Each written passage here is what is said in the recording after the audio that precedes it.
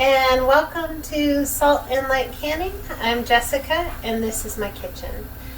Today I'm doing some after work canning and I am making some mixed berry jam. Now this is my dad's favorite, so I'm making it because he loves it. So in this pot I have a couple bags of frozen mixed berries and we're going to bring it up to a boil.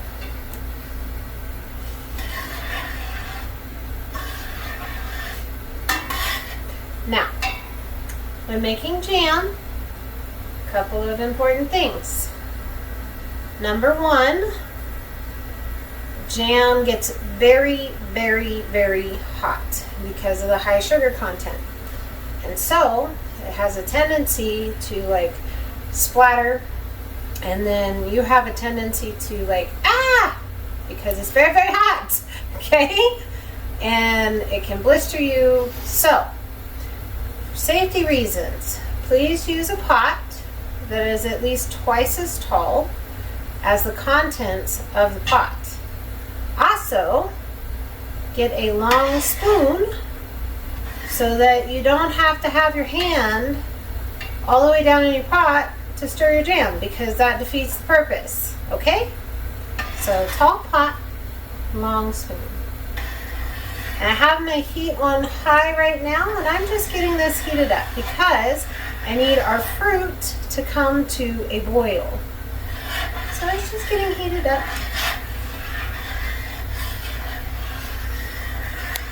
And we're just going to be patient and allow this to come to a boil.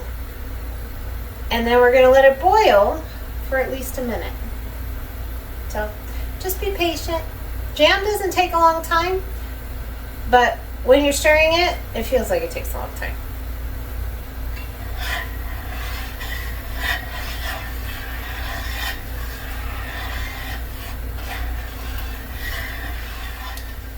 All right, our berries are boiling. And they're almost at a point where I can't stir them down. So I'm going to make sure that I can't stir them down. And I can't stir this boil down. Like when I stir it, it still stays boiling. That's what that means.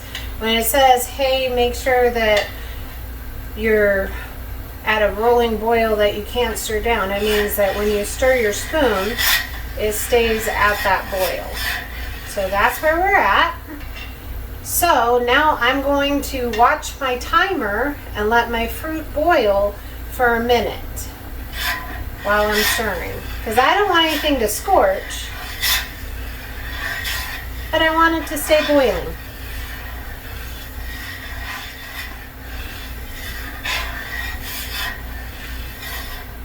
Alright, we've boiled for a minute. Now I'm going to add some lemon juice. And that's bottled lemon juice. Always use bottled lemon juice so you can be assured of your acidity. And I'm going to add pectin. Now you do not have to add pectin. You could just boil and reduce your fruit until it thickened to a state that you wanted it thickened, but I'm going to add pectin, okay? So, and I just kind of sprinkle it and get it. I don't want clumps, but I want it well incorporated.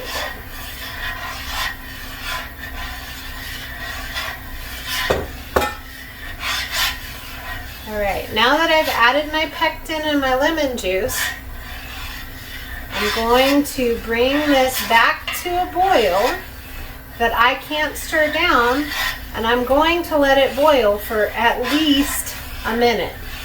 And because I have about 8 cups of fruit in here, I'm probably going to let it boil for 2 minutes.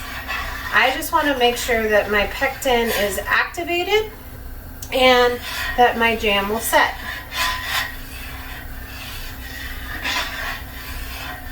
So be patient and let your jam come back to a boil.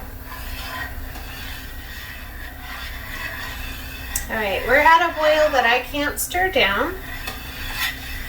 So I'm going to watch my kitchen clock right here and let this boil for at least a minute. And it's probably going to be 2, maybe 3. Just be patient. Don't get in a hurry. Just keep stirring. Also, don't stress about your jam, okay? The worst that can happen with jam is that it doesn't set. And if it doesn't set, then it's syrup. And syrup is still delicious, right? I've had a couple times where my jam didn't set, and you know what? I put it on toast anyway, and it was just great. Or you could put it on your pancakes, or you could put it in between 2 layers of a cake, or as a topping. Or you can mix jam in with your barbecue sauce and use it as a glaze for meat. There are lots of things you can do that are not just jam. I'm starting to get some foam, and so to control foam, what I do is I just add a little bit of butter. I use real butter, not fake butter. Just a little bit. All right, we have boiled here for a couple of minutes. So now I'm going to add my sugar. Now with jam, you have to add your sugar all at once. So here we go.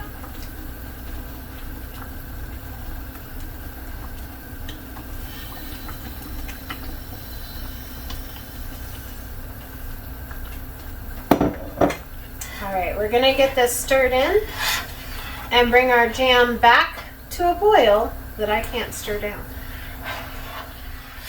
So now we're at a boil that I can't stir down. I'm going to watch my clock on my stove right here. And I'm going to let it boil for at least a minute. I can already tell that this is going to set really, really well. But just to check, I'm going to get a spoon out of the freezer to check my set.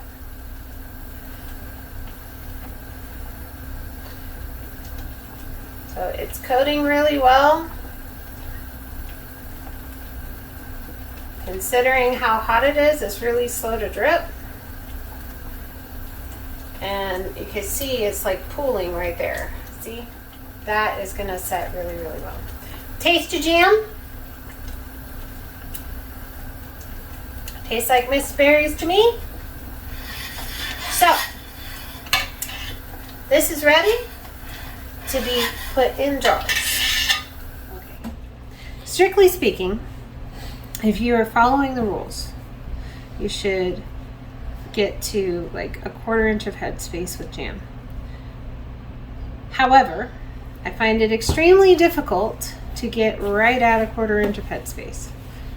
So, I grant myself grace, and I go between 1/2 inch and a 1/4 inch of headspace. If you're not comfortable and you just want to follow the rules, that's okay. But I feel completely comfortable with that margin, okay?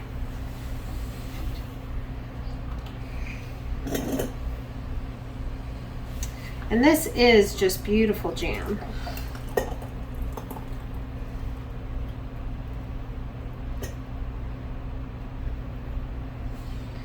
And it's gonna set beautifully, and it's gonna be a wonderful gift. And it's just a blessing. Now I'm sure I've overfilled, which happens. No, I'm good. Okay. Now, I debubble because I have chunky berries. However, if you don't want to debubble your jam, then don't debubble your jam. Just beautiful. All right. Gonna wipe the rim of my jar. And I use vinegar. Some people just use water. Do what makes you comfortable. And I line up my lid. You don't have to line up your lid. Do what makes you happy. And it's very hot. So I'm going to keep filling jars. I'll be back when I have something else to show you.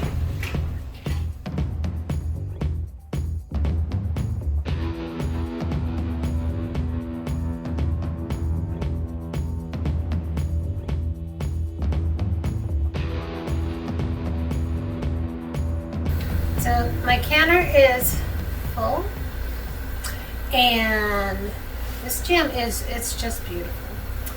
So have everything covered by at least an inch of water, and I have a splash of vinegar.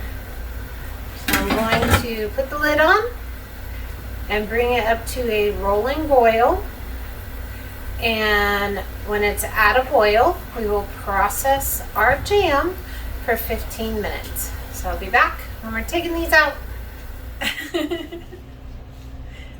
So our timer went off, and I turned everything off and took the lid off, and we're ready to take them out.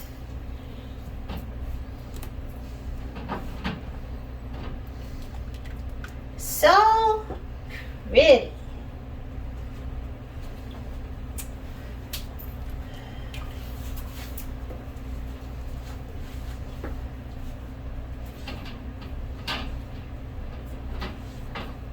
It's delicious.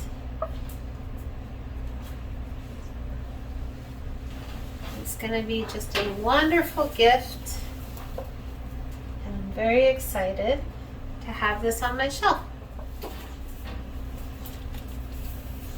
They are already starting to seal, and that is just wonderful.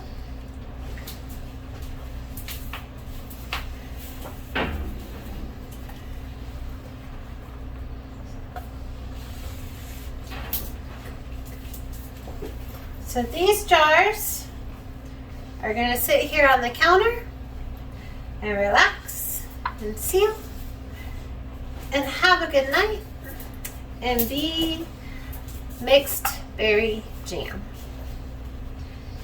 I hope this blessed you. I hope it encouraged you. Maybe it gave you an idea of what to do with any of your frozen fruit that you have just sitting in your freezer. Maybe you're not sure what to do with it. Make some jam, and then it gets out of your freezer and you have freezer space, but also it's delicious, and it makes a wonderful gift, and you can be a blessing to someone else. So be so blessed. Have a silly puppy in your kitchen if you can. Know that you're loved, and be a blessing to someone else. We'll see you in the next video.